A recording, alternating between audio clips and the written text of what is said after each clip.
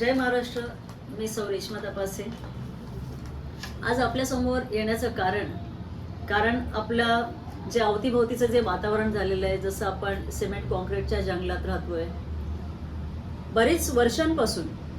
एक गोष्ट सातत्याने जी आपल्या अवतीभोवती घडते ते म्हणजे आपल्या शहरातील एक गल्ली, एक रस्ता, एक नाका हा असा उरलेला नाहीये की जिकडे कन्स्ट्रक्शन चालू नाहीये. जिकडे पहावं तिकडे फक्त विकासाच्या नावाखाली सगळीकडे हे बांधकाम चालू आहे. आता हे बांधकाम असं वाटतं याचा अंत नाही याच्या कारणाने, कारण एक बांधकाम कंप्लीट होता होता पुन्हा त्याच रस्त्याला खड्डे पडतात, पुन्हा त्याचंच पॅचवर्क होत असतं. म्हणजे हे वर्षानुवर्ष हे रस्ते बांधण्याचं जे काम आहे ते संपतच नाही कधी.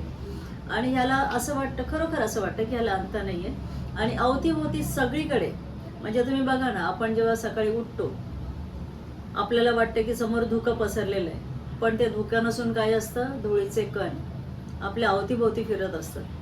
आपल्याला अशी परिस्थिती आहे की आपल्याला समोरचं काही दिसत नाहीये.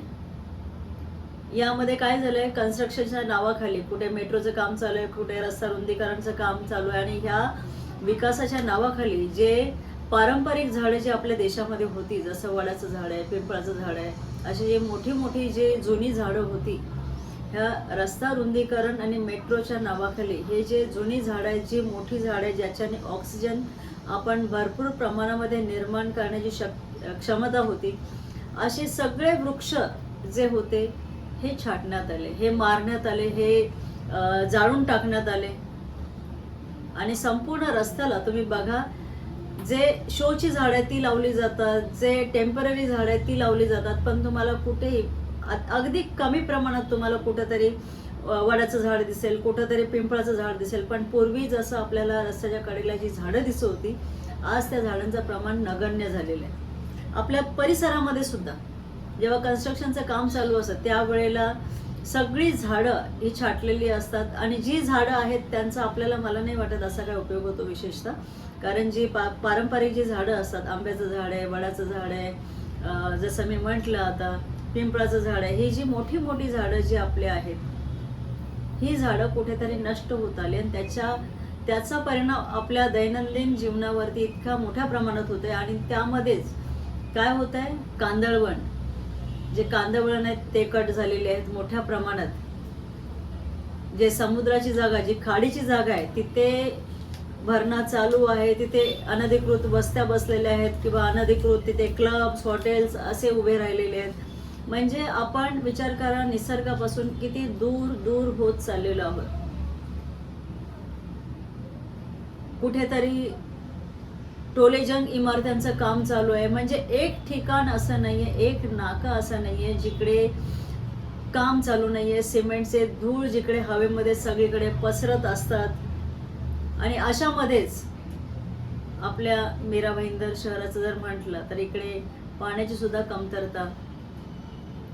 म्हणजे तुम्ही बघा, आपण ज्या ठिकाणी राहतोय, जिथे लाखो करोडो रुपये इन्व्हेस्ट करून आपण ज्या ठिकाणी, ज्या परिसरामध्ये आपण घर घेतोय, तिथे उद्यानाच्या नावाखाली फक्त शोची झाडं, खाली गवतांवरती आपण चालू सुद्धा शकत नाही अशी परिस्थिती आहे. तिथे लगेच वॉचमन येतं की तुम्ही गवतांवरती चालू नाही शकत, अशी परिस्थिती आहे. जे गार्डन्स आहेत त्या गार्डन्समध्ये सुद्धा आपण मनाप्रमाणे फिरू शकत नाही. एअर क्वालिटी जर तुम्ही बघाल, एअर क्वालिटी जर तुम्ही आजची मीरा भाईंदरची एअर क्वालिटी जर बघितली तर ती 170 पेक्षा जास्त आहे.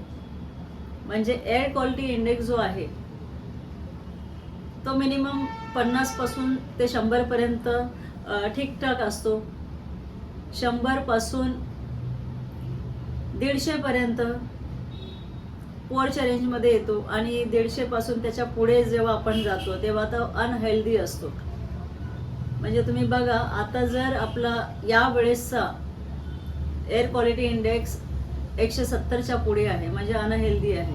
आता ह्याच्यामध्ये काय झालं माहिती आहे, तुम्ही बघा, नोटीस करा तुम्ही, सातत्याने प्रत्येक व्यक्तीला हा खोकल्याचा त्रास चालू आहे, अस्थमाचा त्रास सुरू झालेला आहे.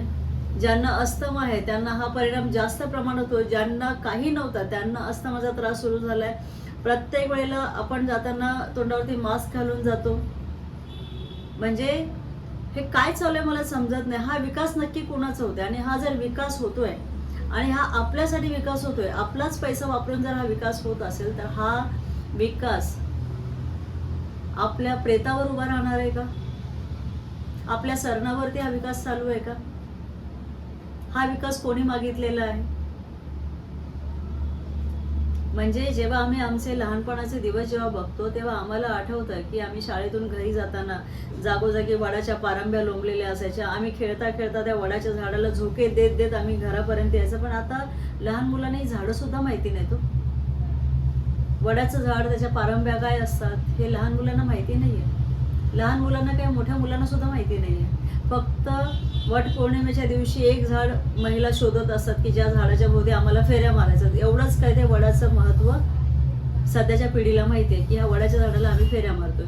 त्या पलीकडे त्या वडाच्या झाडाचं काय महत्त्व आहे हे कोणालाच माहिती नाही. आणि ते एक झाड सुद्धा शोधावं लागतं कुठे आहे. सांगायचा मुद्दा असा की आपली एअर क्वालिटी जी आहे, आपण ज्या परिसरामध्ये राहतो तिथलं हवामान हे कुठल्या पद्धतीने असलं पाहिजे. आपण जेव्हा श्वासोश्वास करतो त्यावेळेला आपल्या श्वासनातून आपण काय इनटेक करत असतो आपल्या शरीरामध्ये, हे आपल्यासाठी खरंच चांगलं आहे का? आणि हा एअर क्वालिटी इंडेक्स खरं तर आश्चर्याची बाब म्हणजे मागच्या वेळेस भाजपचं केंद्र सरकार, आपले पंतप्रधान नरेंद्र मोदी यांचं स्टेटमेंट होतं की ते एअर क्वालिटी इंडेक्स मानत नाहीत. हे त्यांचं वक्तव्य होतं की त्यांना एअर क्वालिटी इंडेक्स ते मानत नाही आहेत, त्याच्याशी त्यांना काही फरक पडत नाही. म्हणजे हे काय चालू आहे आपल्या देशामध्ये? एक तर भ्रष्टाचार, आपल्या रुपयाची किंमत घसरलेली आहे, तो एक वेगळाच वाद आहे. प्रत्येक गोष्टीवरती टॅक्स इतके वाढवून ठेवलेले आहेत की सर्वसामान्य लोकांचं जनजीवन इतकं विस्कळीत करून टाकलेलं आहे. त्यात लोकलची गर्दी, ज्याच्यावरती आपल्या महाराष्ट्र सरकारचा कुठलाच कंट्रोल नाही आहे. ह्या गर्दीमध्ये घुसमटून लोकांचे जीव जात आहेत, गर्दीतून खाली पडून लोक मरत आहेत. अगदीच पॉसिबल नसेल तर लोक एकमेकांना मारून मरत आहेत. अशी आपल्या लोकल ट्रेनची हे झालेली आहे परिस्थिती. लोकांची गर्दी इकडे एवढी वाढलेली आहे की आपण कुठेही शांतीने 2 मिनिटं बसायचं म्हटलं तर आपण बसू शकत नाही. त्यात जिकडे सरकारी जमिनी आहेत तिकडे अतिक्रमण झालेलं आहे. आणि एक जागा अशी नाही राहिलेली आहे आपल्या अवतीभोवती की जिथे आपण म्हणू की नाही ही शांत जागा आहे. मग ह्या सरकारचं धोरण काय आहे? ह्या सरकारकडे काय प्लॅनिंग नावाची गोष्ट आहे की नाही? आणि हे जे कन्स्ट्रक्शन चाललेलं आहे कधी थांबणार आहे? हे कधीतरी थांबणार आहे का? हाच प्रश्न आहे मुळात. हे थांबणार आहे का? कारण आज जेव्हा आम्ही महाराष्ट्रामध्ये जेव्हा फिरत असतो गाडीने, बाय रोड जातो, मी महाराष्ट्राचं म्हणेन, मुंबई, ठाणे, महाराष्ट्र, एक जागा, एक ठिकाण असं नाही की जिथे कन्स्ट्रक्शन चालू नाहीये. आता ते केंद्रीय मंत्री नितीन गडकरी साहेब यांच्या काय डोक्यात चालू आहे आणि काय यांच्या मनामध्ये चालू आहे मला हे समजत नाहीये.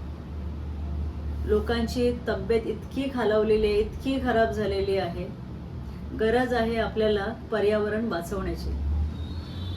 आणि ते वाचवणं जर सरकार करत नसेल तर तुमचं आमचं सगळ्यांचं हे काम आहे, हे पर्यावरण राखणं, पर्यावरण वाचवणं.